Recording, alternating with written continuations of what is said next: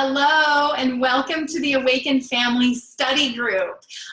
My name is Jena Harris, and I'm joining with my husband, Ahmad Harris, here in Texas, and we're joining Maricela Rios from Idaho.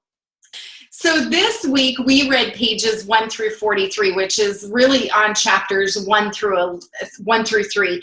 And I'm really just going to start, if you guys don't mind, with something that stood out to me first. And it was on page 11. She was talking about roar of the ego. And oh my gosh, could I relate to that? Because like when we get upset at our kids, how sometimes, our emotions and stuff start taking over, and it does become more about our ego. And then on page 13, something that actually I wrote down and put on our fridge, and that is, how can I approach my child so I am fully aligned with who they are versus who I think they should be? That's huge for me because, and I'm sure he has a lot to say about this because, something I didn't say is that I think we all should share when it's your guys' turn or whatever. I guess you and I have the same kids. Yeah. But I have 2 older kids, ages 26 and 24, and then I have Aiden, who is 5 years old, and what a gap in age, but also, just I'm such a different parent. And I know, like, talking about, what we want for our children and what we expect them to be. Sometimes we do have high expectations of, oh my gosh, I hope they're, into sports. What do you think about that? I'm sure that's a trigger, right? Of course, being you want your kids to be better than what you were, hopefully follow in some of the same footsteps, but ultimately they're their own little people. They have their own minds, they have their own ideas, and it can be hard to accept if they choose a different path. Yeah, and so like when I read that, it made me really think about, how many expectations that we put on the kids, and even within what we want versus who they are, like the book says. So what do you think about that, Mari? Yes, I completely agree. And one thing that just popped into my mind was when I was looking for a caregiving, making sure that it was the perfect caregiving situation, and thinking that if he was enrolled there, that everything would be fine. And it's like, okay, if he goes here, he's going to be an excellent child versus if he goes to another place. And again, that's all my expectations. It's all of my stuff coming out, and learning how to discern that it's really important that really it's okay. It doesn't matter where he goes as long as him and I have a bond and a connection. But definitely my things were coming up there. Yeah. So what stood out to you within the first 43 pages, Mari, this week? Yes. Well, one thing that really stood out to me was how our children are our awakeners.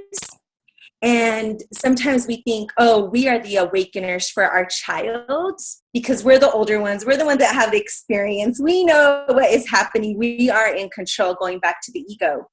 But I realized that it's, and Dr. Shefali talks about it, that it's them that are our awakeners. And if we allow ourselves to be present to those moments, then amazing things can happen. So that was one thing that really just stood out to me. And also how the smallest things are the ones that matter. Mm-hmm. And oftentimes we're on the go. We live in a society that's constantly on the run. We don't know how to be. We don't know how to breathe. So we have that same attitude that's in our culture. We have it in our home. And then our children begin to follow those same footsteps. And again, it's just going back to those tiniest things, like the way, how do we talk to them? How do we show them things? Are we in a rush when we do it? Or do we take the time to be fully present to their needs?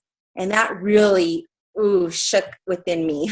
Yeah, that's really big because she does mention that children are our teachers. She does. I used to think I was really patient. But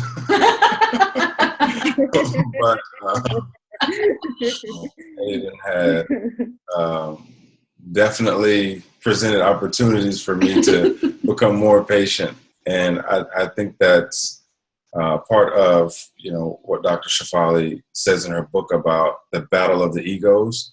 And he has a big one, and I have a big one. So, when I want him to do something and he's not excited about doing it, there's that clash. But I think reading this is going to help me learn how to, so we can both have our ways. Yes, that's really good because, I don't know how many in our study group are actually families and doing this. That's why one of the reasons I wanted to bring Ahmad on, because I think it's really good getting the dad's perspective, because we each have roles. And I'm interested even in Dr. Shefali's kind of thoughts on that. I've watched a lot of her, lectures and stuff, but just on the different roles, of a dad versus a mom, even though we all are we're the parents, but still we can tend to come at things in a different way, where I may sometimes have more of a softer approach. She's got more of this stronger, firm approach, but being able to read this together and being able to share. And also, for me, it's really about growing what it is that we want to create in our family. So, and Madi, you didn't mention what you have a son, right? Yes, I have a little one, and his name is Alexander, and he's going to be 3 years old this coming up week. So I'm super excited. And then also listening to, both of you co-parent is awesome. And then I also would like to add a different perspective, coming from a single, parent. And I do a lot of my co-parenting with my sister, and I'm hoping that, she will also join us in the near future, to also share that perspective. And the beautiful thing about this book, I think it's open to different relationships, your children, your family, but, spouses. So that's my background. Yeah, that's awesome. Mm-hmm. So is there anything that you wanted to share, Ahmad? If you don't already have this book, you need to get this book. And she says, and I'll reiterate, don't beat yourself up. The first thing I did after we started to read the book was to reflect and, to really think back on situations. And you can, start to feel as small as a bug, if you nitpick every situation. We're not perfect. Our kids aren't perfect. We're going to make mistakes, but the important thing is to understand why you're making those mistakes and where the kid is coming from, where the child is coming from, and your understanding of what you've been taught. And some things you'll have to unlearn, and other things you'll have to learn, but it'll be an exciting journey. Yeah, thank you so much, because isn't that right, Maricela? I mean, I know. I'm glad you shared that, because we do tend to, regret, and she does specifically talk about don't be beating yourself up, and that is a really big message for all of us, isn't it? Yes, it is, and I think I identify myself sometimes as being the perfectionist and allowing myself to grow in this journey and saying it's okay. And I had an aha moment after I read that part where it talks about those tiny things matter. And she gave the example of how the child that's always running late, they're always running late. And where does that root from? It might be the parents who are always running late and who are procrastinating at the last moment. And I oftentimes run on a tight schedule. And it's we're out the door and it's we forgot something. He had an accident. And this week I took the time to be deliberate and getting certain things done before we had to walk out. So it didn't feel so stressed. But it made me think how many times did I go wrong? But I think it's important to also be gentle, like Ahmad said, and embrace where you're at. and be thankful that we became introduced to this book. Yes. And so I know we want to make this video short, so we're going to end it. And, I just wanted to talk about, just like Ahmad said, if you don't have this book, we're only going into the second week, so you can catch up. And we have it broke down into 8 weeks, and it's roughly about 43 pages a week. And so next week, from this Sunday till next Sunday, we're reading pages 44 through 88. And, we're going to be posting this video in our group. So if you're in the group watching this video, go live, share your stories. And if you do want to join this video that we're going to do each and every Sunday, please comment or message, and we will get you in on this meeting so that we can, talk about what you're learning and what you're, because we love, just like Maricela said, lots of different perspectives. So is there anything that you want to add in closing, Mari? I just want to say, if you don't have the book, get the book. It's amazing. It's never too late to start. It's life-changing.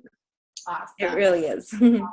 And also, we are doing the study group teaming up with Sisterhood Connections. So we also will be sharing it in there in Sisterhood Connections. So if you want more information about Sisterhood Connections, visit our website at sisterhoodconnections.org. And also we have a Facebook group on Facebook under Sisterhood Connections. So anyways, it was awesome chatting with you today, Madi, and look forward to next week. Yay!